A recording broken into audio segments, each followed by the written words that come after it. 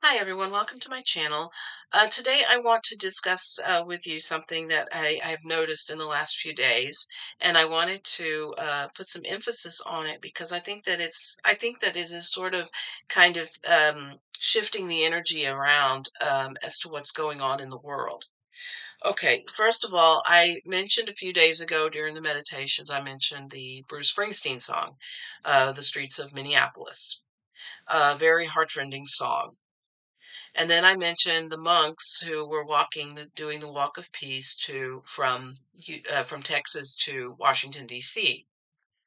Both of these things brought forth this notion of the hero's journey, what heroic people are doing and how they are handling things that are going on. But I want to go a little bit further into this specifically with regards to the arts. Now, I've always been a involved with music and singing, and I love music very much. It's always been a very profound part of my life, and it's something that I take great pride in doing. So, what I want to do is I want to talk about how is it that certain areas of entertainment, um, like Bruce Springsteen and this movie that was released last weekend. I don't even want to say the name of it, but you know what movie I'm talking about, the one where they can't sell any tickets for people to people. They can't get people to like actually go to the theaters and sit down and watch it. Um, this movie was hyped to the nth degree by the right wing, but yet nobody was interested in going to see it. And I want to explore why is that the case? Why is it that when it comes to things like entertainment and movies, music, shows, what have you, that things that are considered left wing tend to be more successful um, in terms of people seeing them than right wing stuff. And I want to explore this because I think that there's something going on with the with entertainment. And yesterday the the Grammys happened, and a lot of people were coming out and they were trashing the regime in such a way that got me to wondering, were their words about the regime inspired from within themselves, or did Bruce Springsteen's song act as a catalyst that would bring about them speaking out at the Grammys last night? Now, whoops, I just lost all my cards here. Okay, so let me just pick these guys up. Okay, so the thing is, a lot of times entertainment becomes political even when people don't intend for it to become political. So, I mean, we are living in a time where everything is hyper politicalized. And we are living in a time where a lot of people determine what music they listen to, what bands they like, what things they hear, um, what music they buy, what they purchase, based entirely on the politics of said performer. And there are a lot of people who like Bruce Springsteen, but they're on the other side of the fence, and they may have feelings about him now that he's come out with this song. So there's a lot of this going on. There's a lot of people who are saying, well, this person doesn't agree. I don't agree with this person politically, so I'm not going to listen to their music anymore, which is fine. Everybody has free will. Everybody's entitled to do that. But I want to know, and I'm going to ask the yes and no cards.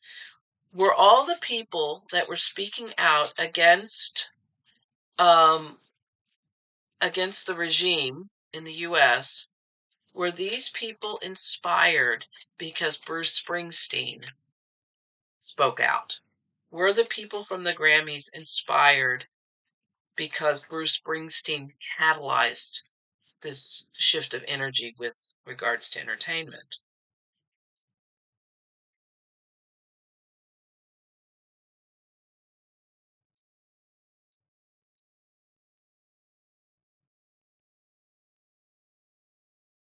No, they were going to do it anyway. Mhm. That's what I get. That's what I get. That's what the energy's telling me. No, they were going to do it anyway. Were they going to do it anyway? Were they intending on doing this? Even notwithstanding Bruce Springsteen's song, were they intending on doing that? Uh, Notwithstanding his song, were they intending on doing that? Yes, they were. Okay. So yeah, these folks were not. They weren't. They may have been inspired somewhat to do what they did, but they had intended on it all along. So they had already prepared themselves to do it. They were going to do it. And okay, the other question that I have is the Big Fat Orange Problem has decided to close the Kennedy Center because of lack of interest, or the people that were performing there, they have decided not to perform there anymore. So, will the Kennedy Center eventually reopen?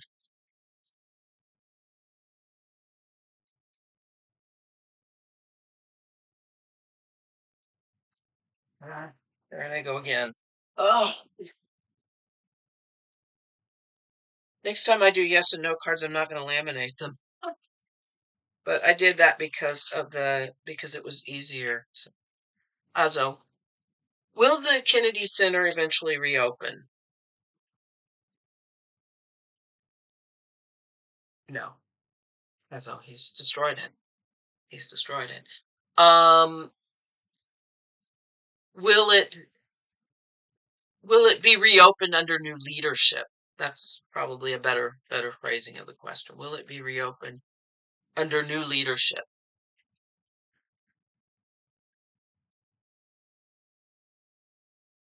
No. Okay. So the Kennedy Center, as well, my best friend went to the Kennedy Center. I think she saw some shows and stuff at the Kennedy Center. I think, I'm not sure, but I think she was there. Or I think she has been there before, but I don't think she would ever go back or be able to go back.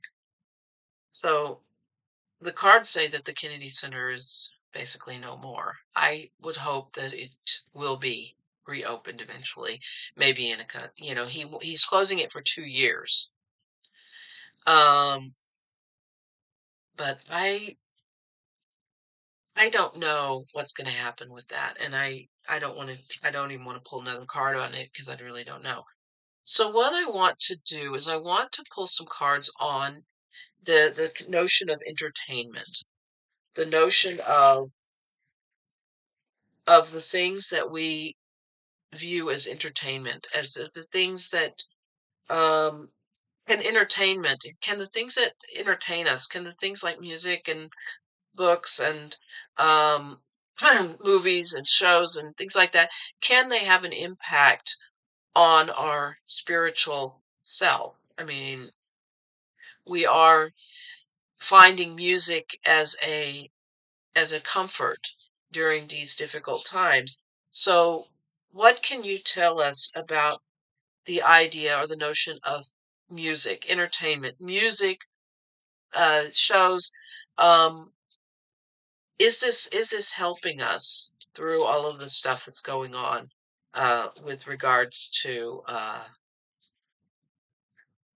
is this going to help us with regards to our spiritual selves, and will we be able to better get through things because of the music and because of everything that's going on?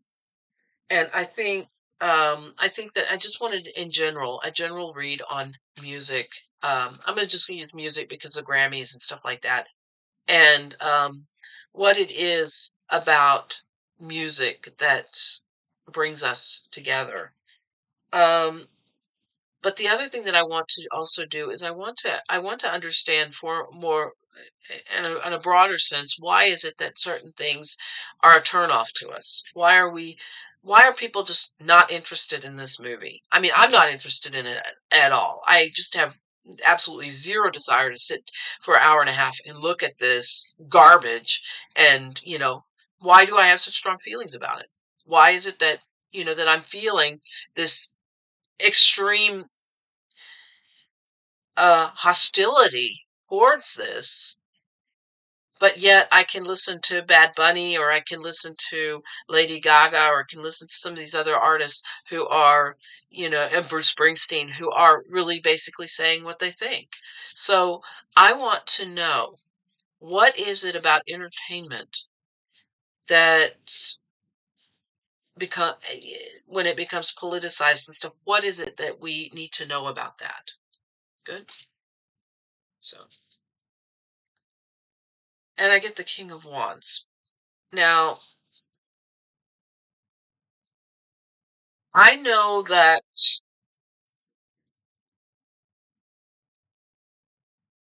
I know that that this is a optimistic energy. But this is a very it is an optimistic, positive energy. And that's what music and entertainment is supposed to be. It's supposed to be a positive, uniting energy that's supposed to help us through the things that we are going through. So, pulling this card basically says that this is the positivity that we are needing. So, the entertainment that we listen to, the things that we listen to, the music that we like to hear, and stuff like that, this is that optimism that we are looking for. We are searching for the things that make us feel optimistic, because right now that's what we need. And it's crossed by the Three of Swords. These cards are really talking. The Three of Swords is that betrayal and all of the things that that betrayal represents. That movie represents betrayal, not of a singular individual person, but of a society. That movie is the representative of the betrayal of the American society, the betrayal of the American psyche, of the people who believe in freedom and justice for all, if you will, being betrayed by someone.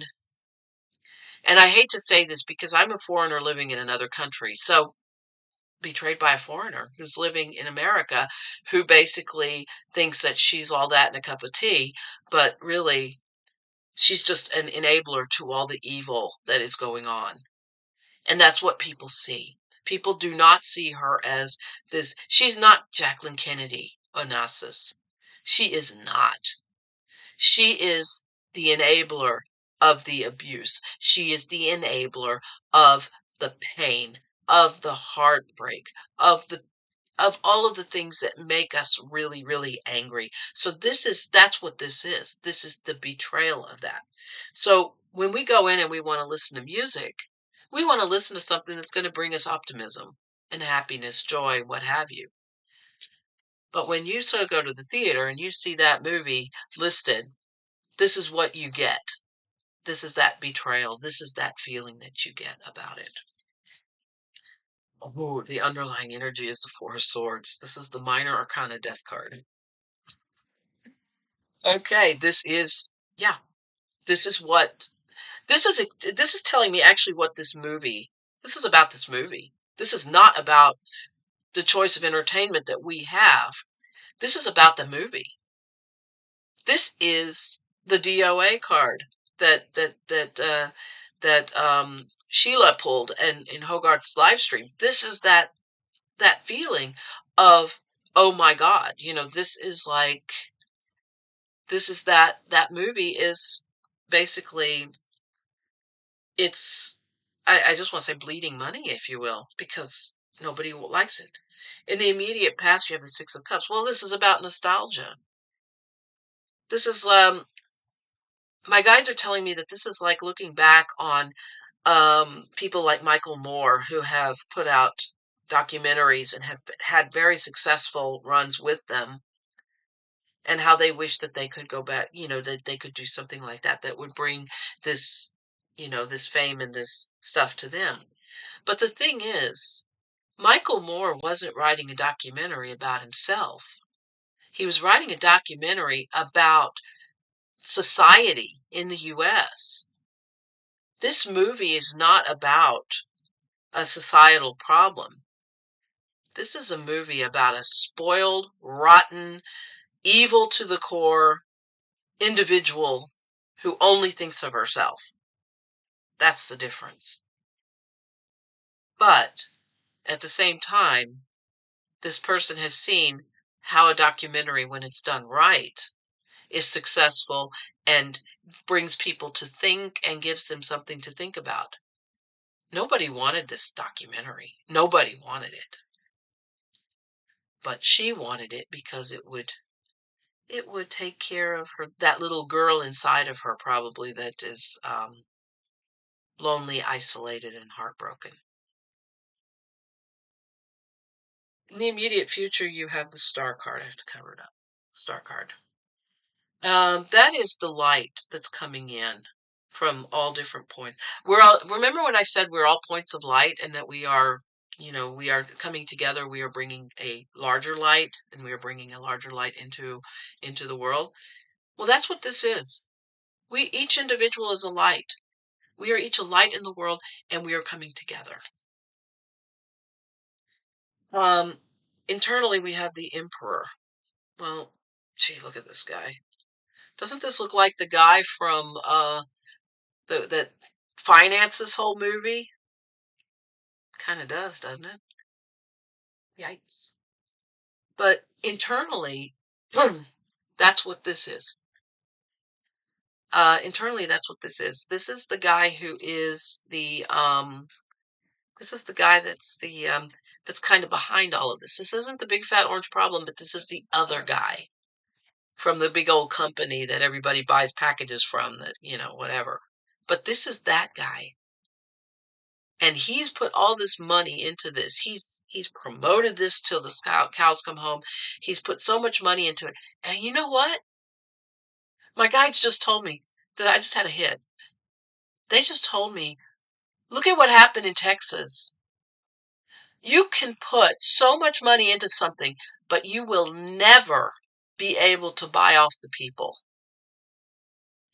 You can stoke so much money into these things, and you will never be able to buy a person's loyalty. You will never be able to buy a person's faith or ideas. And this is Texas. This is what happened in Texas. This is not just about entertainment. This is not just about a crappy movie or a documentary. This is about people realizing and coming to the recognition that money does not pay for everything. You cannot buy loyalty with money. You can you can promote things and promote things and promote things. But it's like putting lipstick on a pig. You can't do it. And that's what's happening. This woman is thinking that people are going to love her and they're going to review her and they're going to think she's all this in a cup of tea. But you know what happens? The money's going to go into it, but nobody's going to buy it. So it's like throwing your money into a toilet. Internally, we have the Knight of Cups. And the Knight of Cups this is an emotional, cups are emotional energies. And this is the people, each individual person who feels emotionally about whatever it is that they're putting their money into, or putting whatever their power or their prosperity into. So basically what this is about somebody saying, I have a choice to make. I have a decision to make. I have to do what makes me feel empowered. And watching this is not going to make me feel empowered. No amount of money is going to buy my loyalties, because I am someone um, who is not into that. I am an idealist. I am somebody who is not into this. I'm not into trying to watch somebody put lipstick on a pig and trying to make it look like it's something that it's not. So this is what's happening. Hopes and fears. You can't make this up. It's a tower. She's afraid it's going to be a flop, which I hate to say it, but it is. Not much else to say. The Tower card. Final outcome.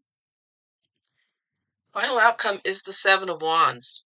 This is like holding your own.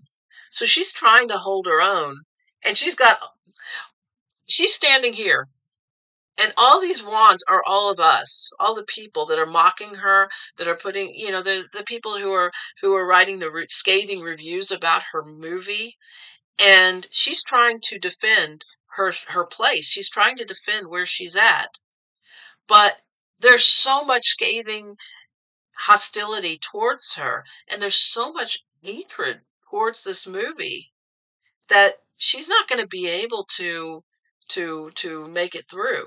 This is going to be an absolute disaster. She may have all the money. She may have 28 million bucks. But she's realizing that money can't buy friends. Money can't buy happiness. Money can buy a lot of things. You can have the latest iPhone, you can have a Mercedes, you can buy a yacht, you can, do whatever. But if you have no one to share that with, then you're as poor as a church mouse. And that's what this is. She's trying to hold her own. She's trying to say, "Oh yeah, I got this movie and I'm great and everything's fine." But everybody is going at her. Everybody is going at her, and they're just mocking the heck out of her. And why is that? Is it because this is a right winger? This is somebody who's a right winger? I tend to think that it has nothing to do with politics. I tend to think that it has something to do with selfishness. There's this intense feeling that she is a very selfish, unhappy, small, bitter woman. And she is realizing, or she is seeing firsthand, that people do not like her. She is seeing, and why is it that in entertainment you have this right-wing person who's coming out with this movie and nobody's interested in seeing it? And yet people like Bad Bunny are coming out and they're saying F ICE, and people are going, yeah, like that. So why is it that the people who are singers and songwriters and stuff are making an impact, but people like her aren't? The reason is because when you get down to the core of the thing, Bruce Springsteen wrote a song about other people. He did not write a song about himself. Yes, what he wrote was his emotional feelings about it, but it was not about himself. It was about the emotional attitudes that he had based on what happened with other people. And she does this movie, and what is it about? It's about herself, and nobody's interested. Selfishness does not sell movie tickets. Ego does not reap positive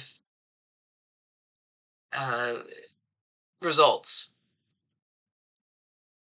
That's the lesson. That is the lesson here. It isn't about whether or not somebody's right wing or left wing. What it is about is when the focus is not selfish, then people recognize this and they see it as value. And when it's all entirely ego, they see that too. So that's what I got. Okay, it's lunchtime. I've got to get going, but I hope you have a wonderful day. Thank you so much for watching. And I'm going to try and do a poll tomorrow on the monks. I want to do a little bit more intense on that because yesterday I was in such a rush, and so I wanted to do that when I get a chance. So we'll see what happens. But anyway, thank you so much for watching, and take care. Have a great day, and as always, namaste.